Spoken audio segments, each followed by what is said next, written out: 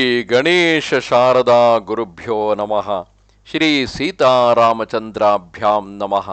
ರಾಮಾಯ ರಾಮಭದ್ರಾಯ ರಾಮಚಂದ್ರಾಯ ವೇಧಸೆ ರಘುನಾಥಾಯ ನಾಥಾಯ ಸೀತಾಯ ಪತಯೇ ನಮಃ. ಶ್ರೋತೃಗಳಿಗೆ ಶ್ರೀಮದ್ ವಾಲ್ಮೀಕಿ ರಾಮಾಯಣದ ಅಯೋಧ್ಯಾಕಾಂಡದ 46ನೆಯ ಸರ್ಗಕ್ಕೆ ಸ್ವಾಗತ. ಹಿಂದಿನ ಸರ್ಗದಲ್ಲಿ ಬ್ರಾಹ್ಮಣರೇ ಆದಿಯಾಗಿ ಅನೇಕ ಅಯೋಧ್ಯಾವಾಸಿಗಳು ಶ್ರೀರಾಮನನ್ನು ಹಿಂಬಾಲಿಸಿಕೊಂಡೇ ಬರುತ್ತಿರುವರು. ಅವರೆಲ್ಲರೂ ನಡೆದು ಬರುತ್ತಿರುವುದನ್ನು ನೋಡಿ ಪರಮ ಕರುಣಾಳುವಾದಂತಹ ಶ್ರೀರಾಮನು ಸ್ವತಃ ರಥದಿಂದ ಇಳಿದು ನೆಲದಲ್ಲಿ ನಡೆದುಕೊಂಡೇ ಅವರೊಡನೆ ಅರಣ್ಯದ ಕಡೆಗೆ ಹೊರಟಿರುವನು. ಮಾರ್ಗದಲ್ಲಿ ಬ್ರಾಹ್ಮಣರೇ ಆದಿಯಾಗಿ ಪ್ರತಿಯೊಬ್ಬರು ಯಜ್ಞನಿರತ ಬ್ರಾಹ್ಮಣರೂ ಸೇರಿದಂತೆ ಪ್ರತಿಯೊಬ್ಬರೂ ಶ್ರೀರಾಮನ ಹಿಂದಿರುಗುವಿಕೆಗಾಗಿ ಪ್ರಾರ್ಥಿಸುತ್ತಿರುವರು.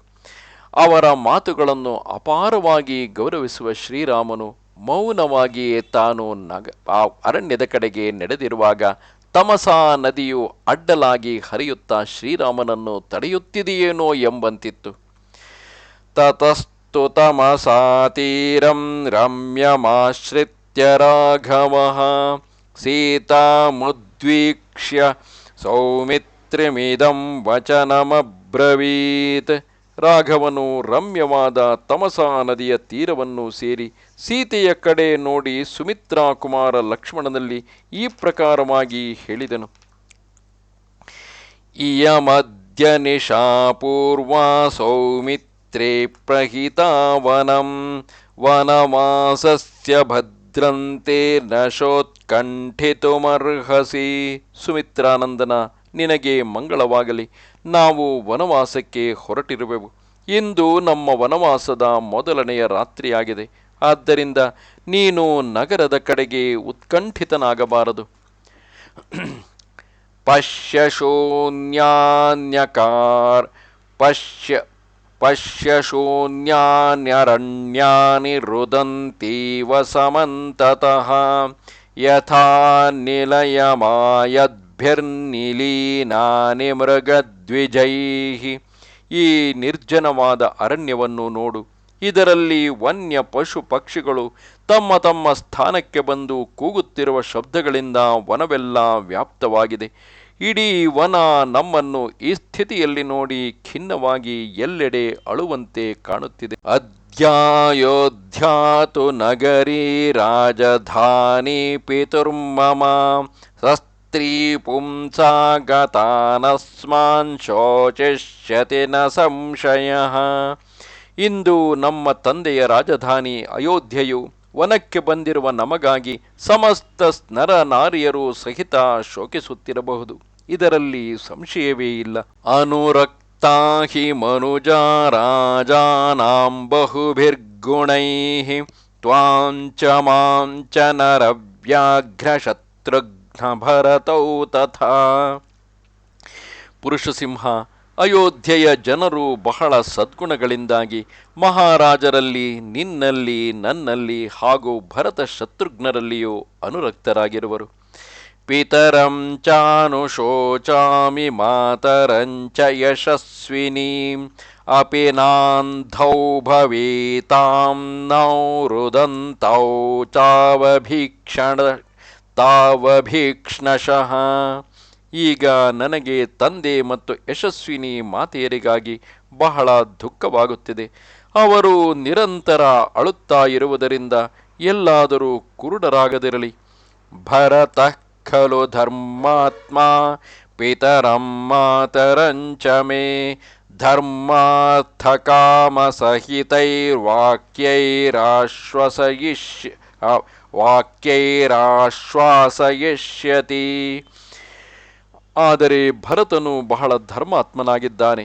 ಅವಶ್ಯವಾಗಿಯೇ ಅವನು ಧರ್ಮ, ಅರ್ಥ, ಕಾಮ ಈ ಮೂರರ ಅನುಕೂಲಕರವಾದ ಮಾತುಗಳಿಂದ ತಂದೆಯನ್ನು, ತಾಯಿಯರನ್ನು ಸಮಾಧಾನಪಡಿಸುವನು.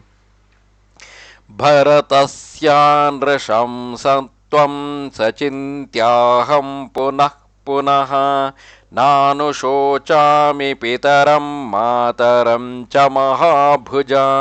ಮಹಾಬಾಹು, ಭರತನ ಕೋಮಲವಾದ ಸ್ವಭಾವವನ್ನು ಪದೇ ಪದೇ ನಾನು ನೆನೆದಾಗ ನನಗೆ ತಂದೆ ತಾಯಿಯರ ಕುರಿತು ಹೆಚ್ಚು ಚಿಂತೆಯಾಗುವುದಿಲ್ಲ.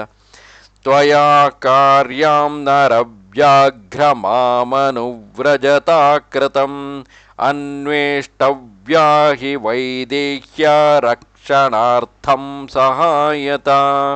ನರಶ್ರೇಷ್ಠ ಲಕ್ಷ್ಮಣ, ನೀನು ನನ್ನೊಂದಿಗೆ ಬಂದು ತುಂಬ ಮಹತ್ವಪೂರ್ಣ ಕಾರ್ಯವನ್ನು ಮಾಡಿರುವೆ.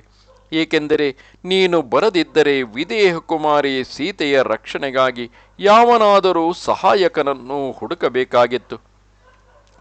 ಅದ್ಭಿರೇವ ಹಿ ಸೌಮಿತ್ರೇ ವತ್ಸ್ಯಾಮ್ಯಧ್ಯ ನಿಶಾಮಿ ಮಾಂ ಏತದ್ಧಿರೋಚತೆ ಮಹ್ಯಂ ವನ್ಯೇಪಿ ವಿವಿಧೇ ಸತಿ.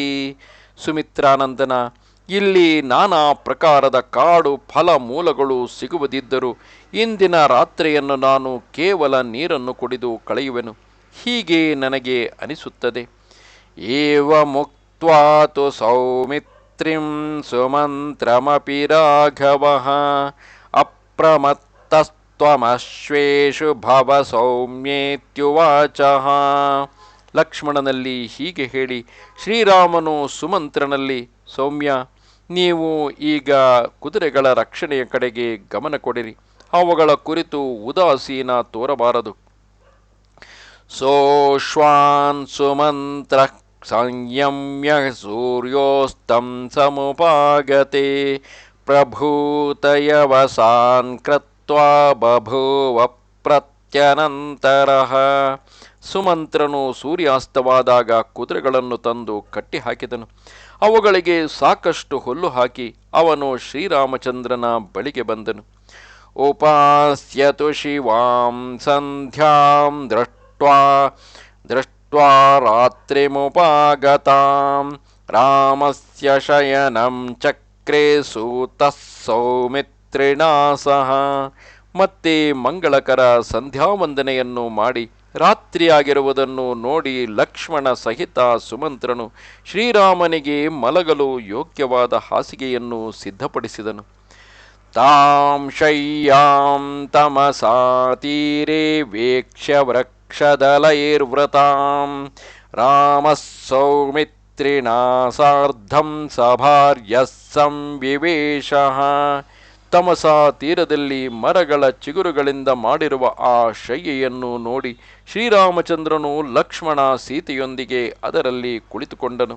ಸಭಾರ್ಯಂ ಸಂಪ್ರಸುಪ್ತಂತು ಶರಾಂತಂ ಸಂಪ್ರೇಕ್ಷ್ಯ ಲಕ್ಷ್ಮಣಃ ಕಥಯಾಮಾಸ ಸೂತಾಯ ರಾಮಸ್ಯ ವಿವಿಧಾನ್ ಗುಣಾನ್. ಸ್ವಲ್ಪ ಹೊತ್ತಿನಲ್ಲಿ ಸೀತಾ ಸಹಿತ ಶ್ರೀರಾಮನು ಬಳಲಿ ಮಲಗಿರುವುದನ್ನು ನೋಡಿ ಲಕ್ಷ್ಮಣನು ಸುಮಂತ್ರನಲ್ಲಿ ರಾಮನ ನಾನಾ ಗುಣಗಳನ್ನು ವರ್ಣಿಸತೊಡಗಿದನು. ಜಾಗ್ರತೋರೇವ ತಾಂ ರಾತ್ರಿಂ ಸೌಮಿತ್ರೇರುದಿತೋ ರವಿಃ ಸೂತಸ್ಯ ತಮಸಾ ತೀರೆ ರಾಮಸ್ಯ ಭ್ರುವತೋ ಗುಣಾನ್. ಸುಮಂತ್ರ ಮತ್ತು ಲಕ್ಷ್ಮಣರು ತಮಸೆಯ ತೀರದಲ್ಲಿ ಶ್ರೀರಾಮನ ಗುಣಗಳನ್ನು ಚರ್ಚಿಸುತ್ತಾ ಇಡೀ ರಾತ್ರಿ ಎಚ್ಚರವಾಗಿಯೇ ಇದ್ದರು. ಅಷ್ಟರಲ್ಲಿ ಸೂರ್ಯೋದಯದ ಸಮಯ ಸಮೀಪಿಸಿತು. ಗೋಕುಲಾಕುಲತೀರಾಯ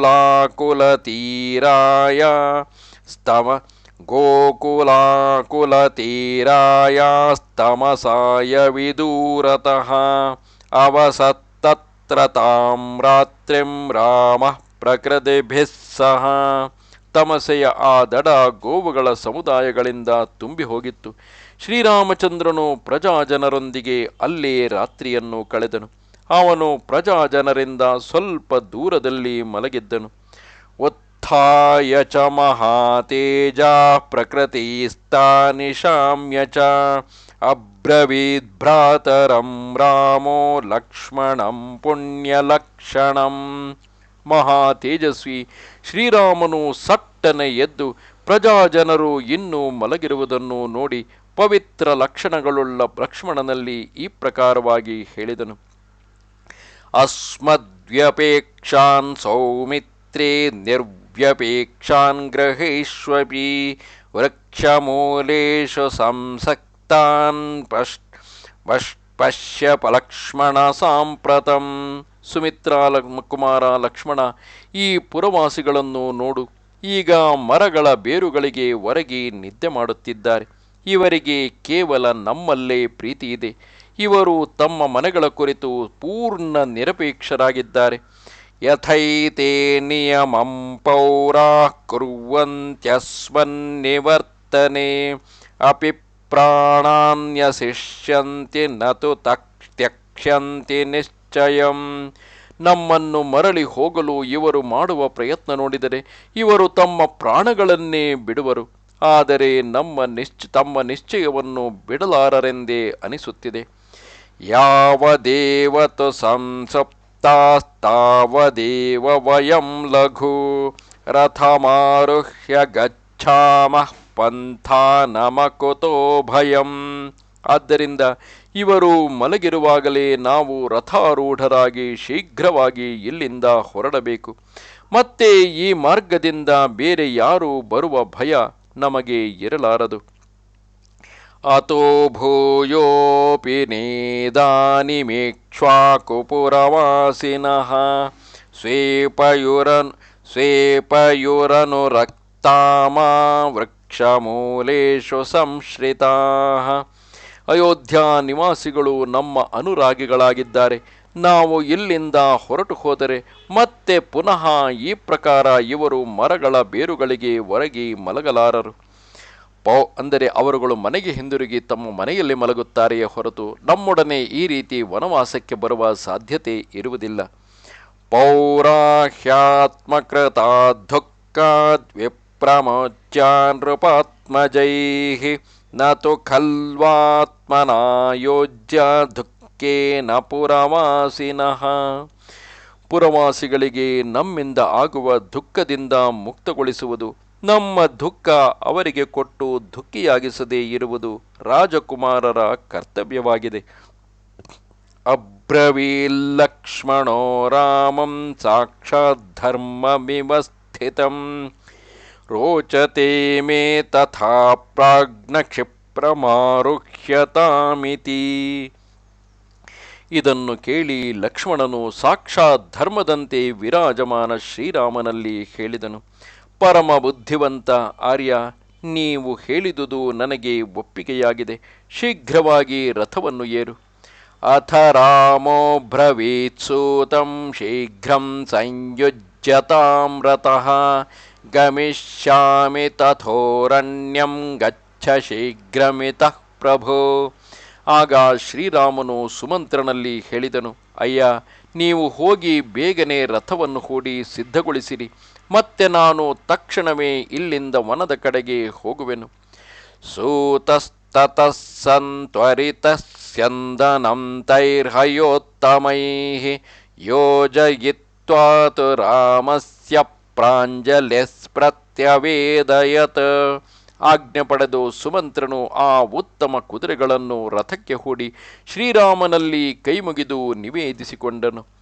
ಅಯಂ ಯುಕ್ತೋ ಮಹಾಬಾಹೋ ರಥಸ್ಥೆ ರಥಿನಾಂಬರ ತ್ವರಯಾರೋಹ ಭದ್ರಂತೆ ಸಸೀತಃ ಸಹ ಲಕ್ಷ್ಮಣಃ.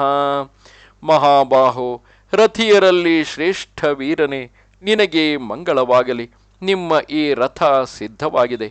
ಈಗ ಸೀತಾ ಲಕ್ಷ್ಮಣರೊಂದಿಗೆ ಇದರ ಮೇಲೆ ಆರೋಹಣ ಮಾಡು. ತಂ ಸ್ಯಂದನಮಧಿಷ್ಠಾಯ ರಾಘವಃ ಸಪರಿಚ್ಛದಃ ಶೀಘ್ರಗಾಮಾಕುಲಾವರ್ತಾಂ ತಮಸಾಮತರನ್ನದೀಂ. ಶ್ರೀರಾಮಚಂದ್ರನು ಎಲ್ಲರೊಂದಿಗೆ ರಥದಲ್ಲಿ ಕುಳಿತು ಸುಳಿಗಳಿಂದ ಕೂಡಿ ತೀವ್ರಗತಿಯಿಂದ ಹರಿಯುವ ನದಿಯ ಆಚೆ ದಡವನ್ನು ಸೇರಿದನು. ಸಸಂತೇರ್ಯ ಮಹಾಬಾಹು ಶ್ರೀಮಾನ್ ಶಿವಮಕಂಟಕಂ ಪ್ರಾಪದ್ಯತ ಮಹಾಮಾರ್ಗಮಭಯಂ ಭಯದರ್ಶಿನಾಂ. ನದಿಯನ್ನು ದಾಟಿ ಮಹಾಬಾಹು ಶ್ರೀರಾಮನು ಮಂಗಲಪ್ರದ, ಕಂಟಕರಹಿತ ಹಾಗೂ ಎಲ್ಲೆಡೆಗಳಲ್ಲಿ ಭಯವನ್ನೇ ನೋಡುವವರಿಗೂ ಕೂಡ ನಿರ್ಭಯವಾದ ಹೆದ್ದಾರಿಯನ್ನು ಸೇರಿದನು.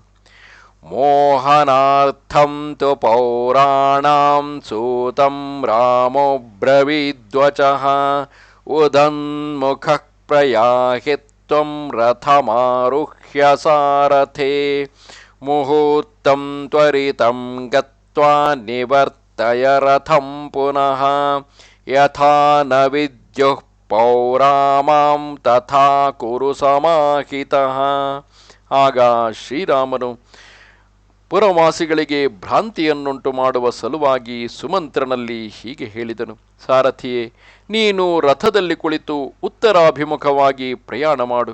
ಮುಹೂರ್ತ ಕಾಲ ಉತ್ತರ ದಿಕ್ಕಿಗೆ ಶೀಘ್ರವಾಗಿ ಪ್ರಯಾಣ ಮಾಡಿದ ಬಳಿಕ ರಥವನ್ನು ಹಿಂದಕ್ಕೆ ತಿರುಗಿಸಿಕೊಂಡು ಬಾ.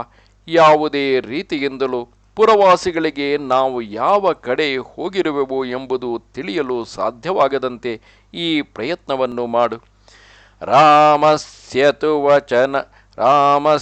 ತು ವಚನ ಶ್ರುತ್ವಾ ತಥಾ ಚಕ್ರೇ ಚ ಸಾರಥಿಃ ಪ್ರತ್ಯಾಗಮ್ಯ ಚ ರಾಮಸ್ಯ ಸ್ಯಂದನಂ ಪ್ರತ್ಯವೇದಯತ್. ಶ್ರೀರಾಮನ ಈ ಮಾತನ್ನು ಕೇಳಿ ಸಾರಥಿಯು ಹಾಗೆಯೇ ಮಾಡಿದನು ಮತ್ತು ಮರಳಿ ಪುನಃ ರಥವನ್ನು ಶ್ರೀರಾಮನ ಸೇವೆಯಲ್ಲಿ ಉಪಸ್ಥಿತಗೊಳಿಸಿದನು. ತೌ ಸಂಪ್ರಯುಕ್ತಂತು ರಥಂ ಸಮಾಸ್ಥಿತೌ ತದಾ ಸಸೀತೌ ರಘುವಂಶವರ್ಧನೌ ಪ್ರಚೋದಯಾಮಾಸ ತತಸ್ತುರಂಗಮಾನ್ ಸಸಾರಥಿರ್ಯೇನ ಪಥಾ ತಪೋವನಂ. ಅನಂತರ ರಘುವಂಶವನ್ನು ವೃದ್ಧಿಪಡಿಸುವ ಶ್ರೀರಾಮನು ಸೀತಾ ಮತ್ತು ಲಕ್ಷ್ಮಣರ ಸಹಿತ ಮರಳಿ ತಂದ ರಥವನ್ನು ಹತ್ತಿದನು. ಮತ್ತೆ ಸಾರಥಿಯು ಕುದುರೆಗಳನ್ನು ತಪೋವನಕ್ಕೆ ಹೋಗುವಂತಹ ಮಾರ್ಗದಲ್ಲಿ ಓಡಿಸಿದನು. ತತಸ್ಸಮಾಸ್ಥಾಯ ರಥಂ ಮಹಾರಥಃ ಸಸಾರಥಿರ್ದಾಶರಥೀರ್ವನಂ ಯಯೌ ಉದನ್ಮುಖಂ ತಂ ತು ರಥಂ ಚಕಾರ ಪ್ರಯಾಣಮಾಂಗಲ್ಯ ನಿಮಿತ್ತ ದರ್ಶನಾತ್. ಬಳಿಕ ಸಾರಥಿ ಸಹಿತ ಮಹಾರಥಿ ಶ್ರೀರಾಮನು ಪ್ರವಾಸ ಕಾಲದ ಮಂಗಲ ಸೂಚಕ ಶಕುನಗಳನ್ನು ನೋಡಿ ಮೊದಲು ಆ ರಥವನ್ನು ಉತ್ತರಾಭಿಮುಖವಾಗಿ ನಿಲ್ಲಿಸಿದನು. ಮತ್ತೆ ಅವನು ಆ ರಥದಲ್ಲಿ ಆರೂಢನಾಗಿ ಕಾಡಿನ ಕಡೆಗೆ ಪ್ರಯಾಣ ಮಾಡಿದನು. ಇಲ್ಲಿಗೆ ಶ್ರೀ ವಾಲ್ಮೀಕಿ ವಿರಚಿತ ಆರ್ಷರಾಮಾಯಣ ಆದಿಕಾವ್ಯದ ಅಯೋಧ್ಯಾಕಾಂಡದಲ್ಲಿ 46ನೆಯ ಸರ್ಗ ಪೂರ್ಣವಾಯಿತು. ಈ ರೀತಿಯಾಗಿ ತಮ್ಮ ಪ್ರಥಮ ರಾತ್ರಿಯನ್ನು, ಅಂದರೆ ಅಯೋಧ್ಯೆಯನ್ನು ತೊರೆದು ವನದ ಕಡೆಗೆ ಪ್ರಯಾಣ ಮಾಡುವಾಗ ಸಿಕ್ಕಂತಹ ಮೊದಲ ರಾತ್ರಿಯನ್ನು ಅವರು ತಮಸಾ ನದಿಯ ತೀರದಲ್ಲಿ ಕಳೆಯುತ್ತಾರೆ. ತದನಂತರ ತಮ್ಮನ್ನು ಹಿಂಬಾಲಿಸಿ ಬರುತ್ತಿರುವ ಅಯೋಧ್ಯ ನಿವಾಸಿಗಳನ್ನು ಹಿಂದಿರುಗಿಸುವ ಇಚ್ಛೆಯಿಂದ ಅವರು ರಥವನ್ನು ವಿರುದ್ಧ ಗತಿಗಳಲ್ಲಿ ಚಲಿಸುವಂತೆ ಮಾಡಿ, ರಥಚಕ್ರವು ರಥದ ಚಕ್ರದ ಗುರುತುಗಳು ಆ ಪ್ರಜೆಗಳಲ್ಲಿ ಭ್ರಾಂತಿಯನ್ನುಂಟು ಮಾಡುವಂತೆ ಮಾಡಿ ತಾವು ತಪೋವನದ ಕಡೆಗೆ ತೆರಳುತ್ತಾರೆ. ನಮಸ್ತೆ ಶಾರದಾ ದೇವಿ ಕಾಶ್ಮೀರ ಪುರವಾಸಿನಿ ತ್ವಾಮಹಂ ಪ್ರಾರ್ಥಯೇ ನಿತ್ಯಂ ವಿದ್ಯಾದಾನಂಚ ದೇಹಿಮೆ. ನಮಸ್ಕಾರ.